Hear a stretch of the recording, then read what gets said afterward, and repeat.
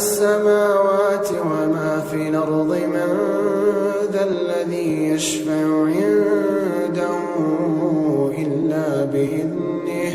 يعلم ما بين أيديهم وما خلفهم ولا يحيطون بشيء من علمه إلا بما شاء وسع كرسيه السماوات والأرض ولا يؤوده حفظهما